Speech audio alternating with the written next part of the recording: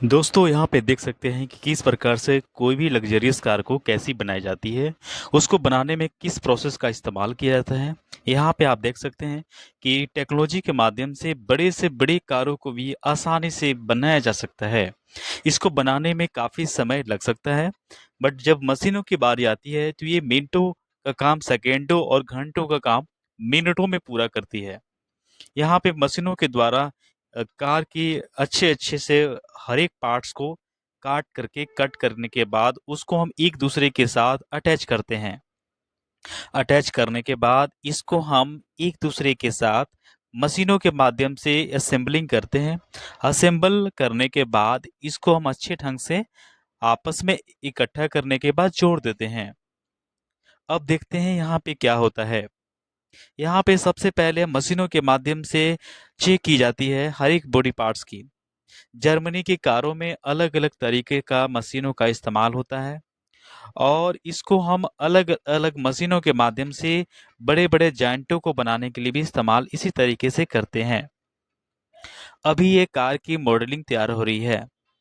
इसके तैयार करने में काफ़ी समय लग सकता है, बट अभी धीरे-धीरे मशीनों के माध्यम से इसका इस्तेमाल हो रहा है।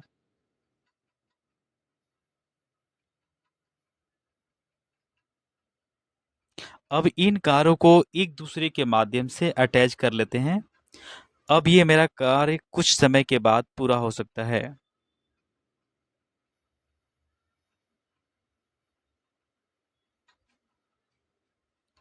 अब हम देखते हैं कि इसमें क्या-क्या चीज़ का इंटीरियर का इस्तेमाल होता है, प्रोडक्शन कैसी होती है और लग्ज़रियस कार को बनाने में टेस्टिंग कैसे की जाती है।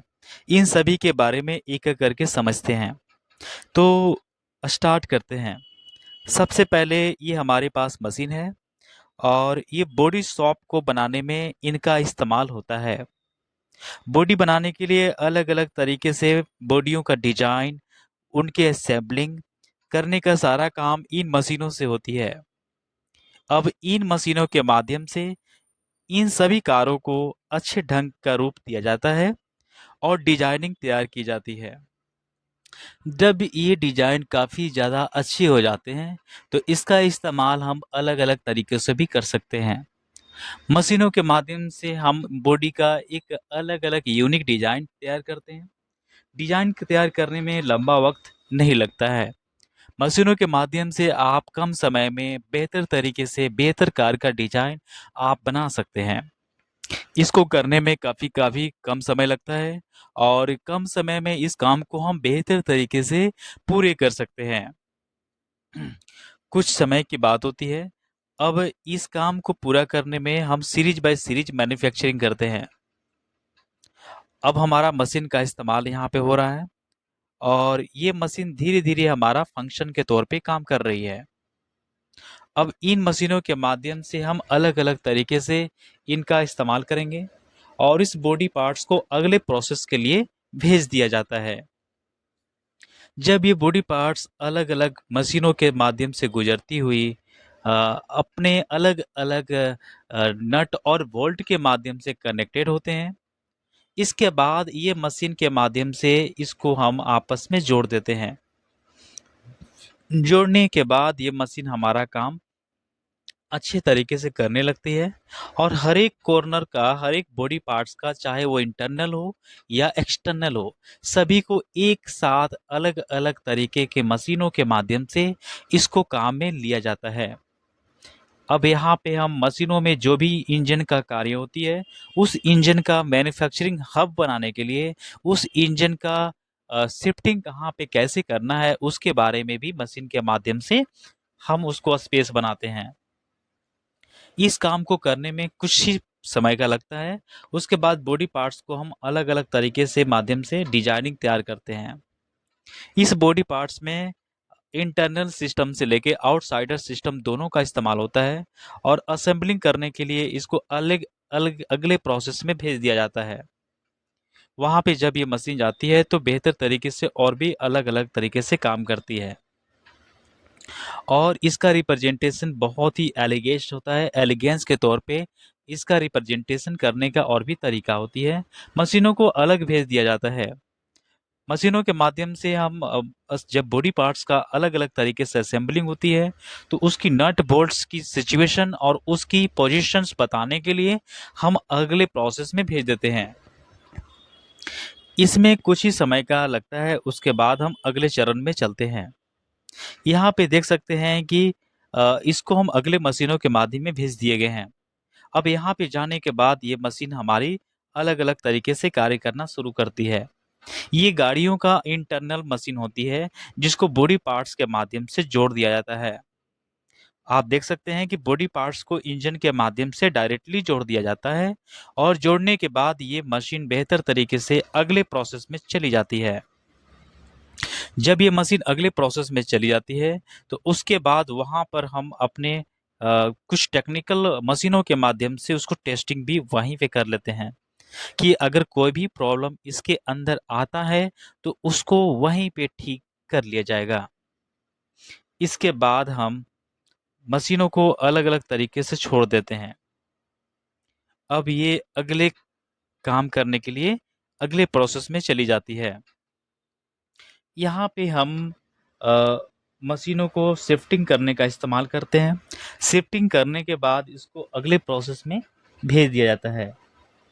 यहाँ पे वर्कर के माध्यम से मशीनों में जो भी कहीं भी किसी प्रकार का कुछ भी गड़बड़ियाँ होता है तो उस गड़बड़ियों को निपटाने के लिए यहाँ पे अलग अलग तरीके से काम कर सकते हैं। अब इसको सीनियर इंजीनियर के माध्यम से इसको चेक किया जाता है और चेक किया जा रहा है कि कहीं किसी प्रकार का कोई एरर तो नहीं है।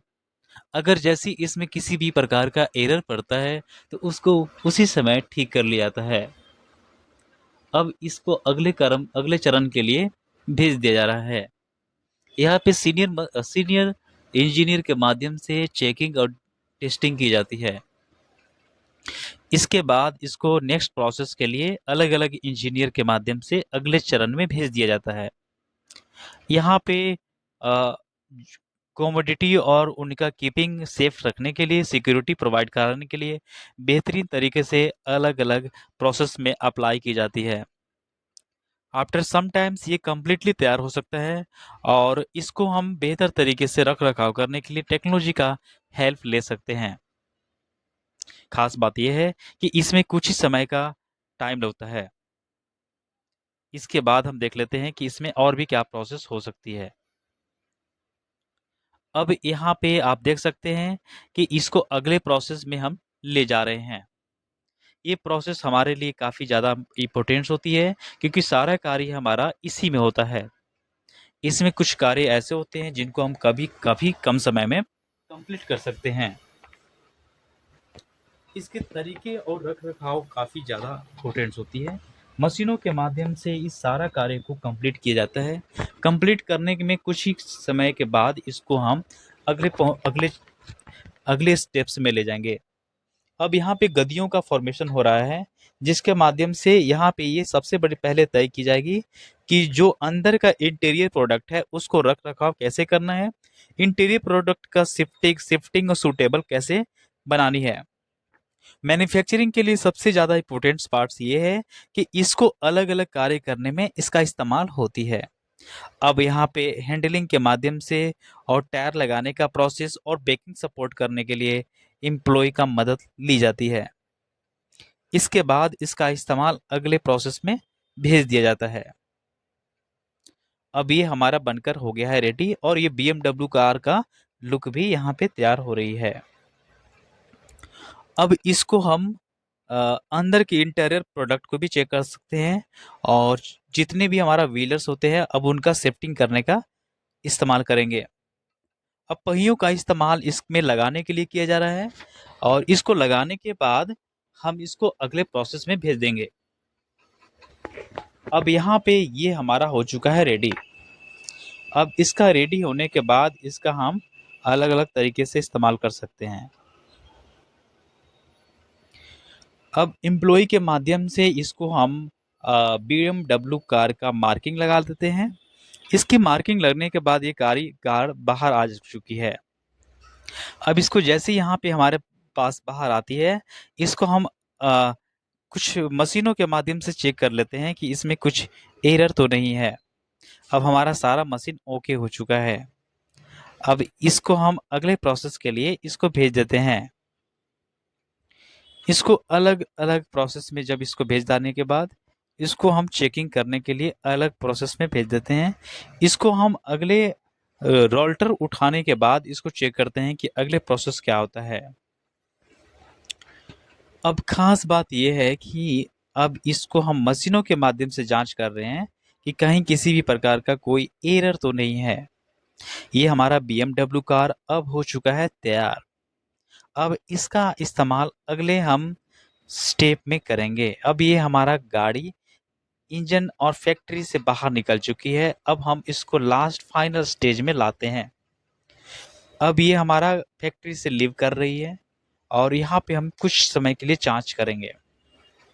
जांच करने के बाद इसमें चेक करेंगे कहीं भी किसी प्रकार का इंजन में फॉल्ट या किसी पहिए में फॉल्ट या बॉडी में फॉल्ट होती है तो उसको हम अभी यहीं पे ठीक कर सकते हैं।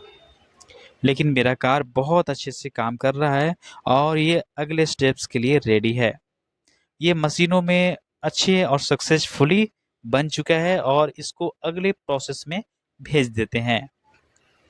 अब इसको बाहर निकलने का समय आ गया है। ये बाहर निकलने के बाद काफ़ी अच्छा और काफ़ी सुंदर अच्छा लग रहा है, ग्लोरियस और एलिगेंस दिखाई दे रहा है।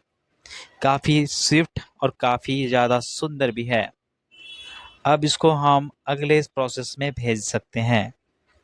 ये हमारा BMW कार हो चुका है रेडी। अब इसको रेडी होने के बाद इसका इस्तेमाल हम अपने तरीके से कर सकते हैं। एज ए कंफर्ट फॉर्म में इसको बना सकते हैं।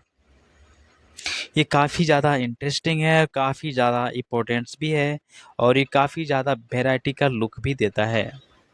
इसकी बन जाने के बाद काफ़ी ज़्यादा सुंदर और काफ़ी अच्छी और काफ़ी ज़्यादा ग्लोरियस दिखाई देती है। अब जैसे ही ये हमारी फैक्ट्रियों से ये बाहर निकलेगी, बाहर निकलने के बाद इसको रिटेलर्स के लिए बेच दिया जाता है और वहाँ पे नई नई कारें का कलेक्शन दिखाई देती है।